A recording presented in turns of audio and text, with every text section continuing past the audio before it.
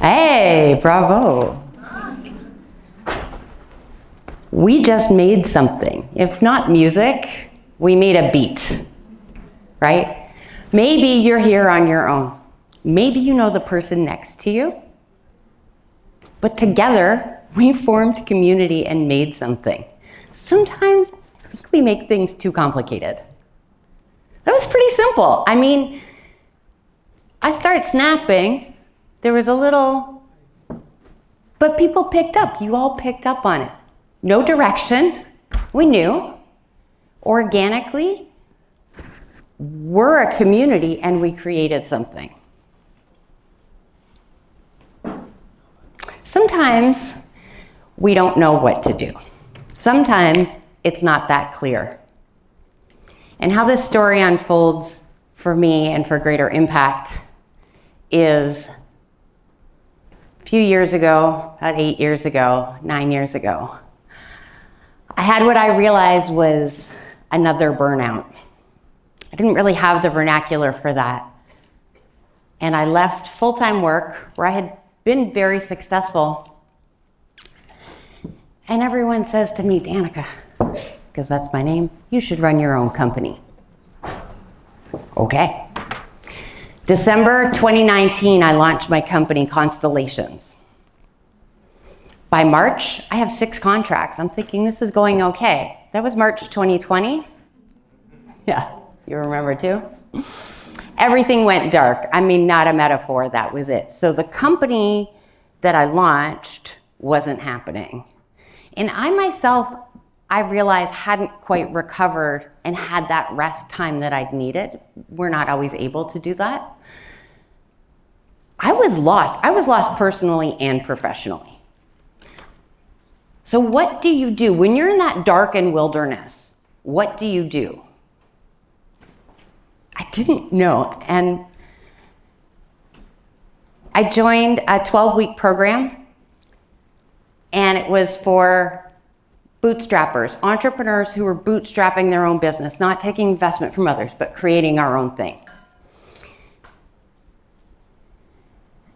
And in that, there's 2,000 people worldwide. I met some amazing people. I joined other groups. I learned from people, specialists in organizational development and behavior, because I'd done a lot of change management and I was going through some changes myself.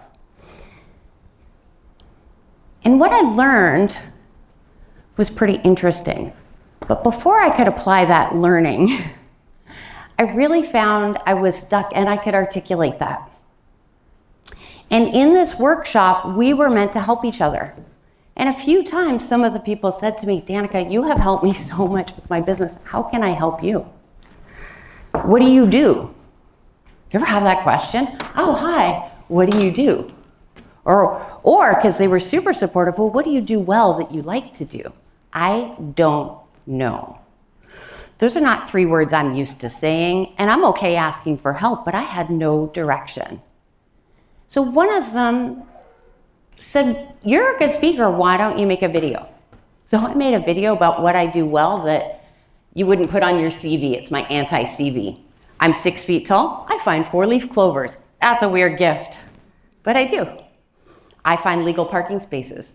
I have very regular digestion. These are great skills, but you don't tend to put them on your CV, and it didn't really lead me to what my next job or could be, or what my company could be.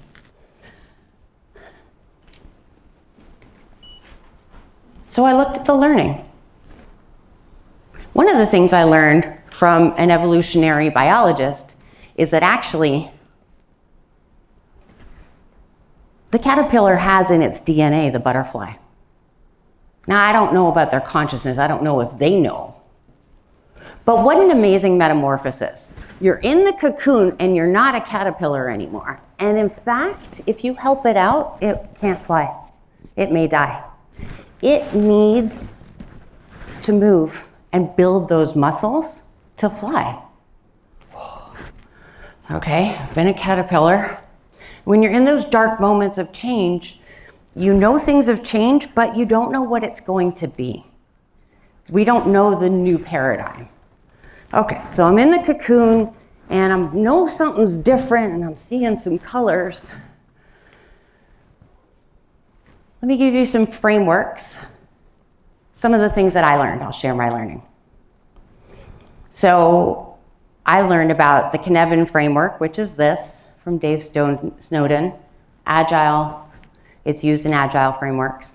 But if you look up in the area of complexity, right now everyone's saying this is so complex, there's uncertainty. This is a new paradigm, it's unprecedented. So in your own lives, you may be able to relate to that, or if you're reading the news. Well, out of the complex quadrant comes emergent practice.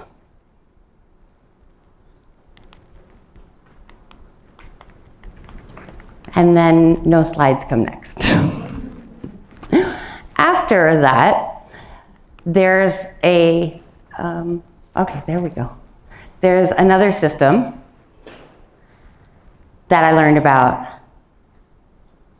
And this is an organic system based on ecology for how things change. Sometimes in project management, we look at frameworks and spreadsheets and work breakdown structures, and it looks really clean, but it's not. What I like about this model is that you have that dominant system if you follow that teal line. And you have stabilizers in that, but at some point, that is not a caterpillar anymore, things are changing. What is happening is that orange line, the emergent system, is coming in. First, it might be just a couple pops, like water boiling. You watch one bubble, then the other. But then they start bubbling together. Well, then we've got networks, because they connect. Like here, we were snapping, we connected something, we made a network. Then it gets more intentional with communities of practice, but in that meantime, in that in-between, you have emergent practice in the emergent system, and actually, if it's done well, as it is in nature, we have composting, hospice care. For the system, the things that are ending. And we have midwifing, ferrying, coaching for the things that are beginning, practicing. I mean, we're in Montreal, there's 4 seasons here. So we have fall, winter, and then spring, things grow again. But sometimes you plant those seeds, you don't know what's gonna come up. You put tulip bulbs in the fall, you don't know if you're gonna have tulips in the spring. And this is the area that I'm looking at, building that bridge. Now, how I applied this is at the same time, the church that we got married in Montreal, was running out of money and wearing down their endowment, like has happened with a lot of them.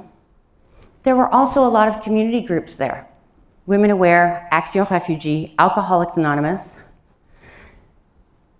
And I was invited to have a seat at the table, meeting with developers, meeting with the treasurer of a major university about what they could build there. And you know, I didn't know what the new system could be. But I know once an old church is turned into a condo, you don't really get to access it. They don't invite the community groups to have below market rent. But what really got me going was one of the people just threw out at the end of the meeting, well, we need parking downtown, it could be a parking garage. Yeah. I don't know what the new system is yet. I don't know what it could be, but I know what I don't want it to be. Then the pastor who married us, it's an Anglican church, she asked me to come and talk to the parish. And she used terms, organic terms, like tilling the soil, sowing the seeds. But sitting there with the date, December 2015 was the date that it was closing, out of money. And what had been proposed, not just by me, but I was part of it. We got a bunch of community people together, business people, government, because in England they were reopening closed churches. And we said, okay, we don't have a paradigm in North America for this, but they're doing it in England. So we got money to float the church, That was the old one, St. James the Apostle. Got money for 3 years from the Anglican diocese here. And we said, okay, we got to take out the pews to make it usable. We found a pastor, also entrepreneurial, who had done this at churches in England. And meeting with community groups. Action Refugee wanted to stay. Great, who else can we find? But it was hard in that meeting saying to people, it's over, because it's not a rational decision. As the money is gone, it's closing. Can't we have a bake sale? What's in your brownies? Because we need a lot of money.